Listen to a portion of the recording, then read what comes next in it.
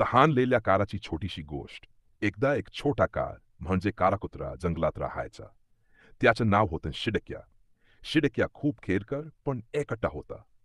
उन्हाळा सुरू झाला होता आणि जंगलातले सर्व ओढे झरे कोरडे पडले होते. झाडांवरची पाने सुकली, पक्ष्यांचे सूर थांबले आणि प्राणी तहानलेले फिरू लागले. शिडक्यालाही खूप तहान लागली होती. तो एका मागोमाग एका ओढ्याजवळ गेला, पण तिथे काहीच नव्हतं. मग तो एका डोंगराच्या दिशेने धावत गेला, कुठेतरी पाणी मिळेल या आशेने. वाटेत त्याला एक जुना कासव भेटला. कासव म्हणालं, शिडक्या, पाणी शोधत असशील ना? पण पाणी मिळवायचं असेल तर थोडं धीर आणि शहाणपण लागेल. शिडक्याने मान डोलावली. मग त्या दोघांनी मिळून एक ओढा साफ केला, झाडांच्या मुळांवरची माती दूर केली आणि हळूहळू जुन्याचा थोडासा झरमळता प्रवाह दिसू लागला. सर्व प्राण्यांनी ते पाहून आनंदाने टाळ्या आपल्या पायांनी वाजवल्या.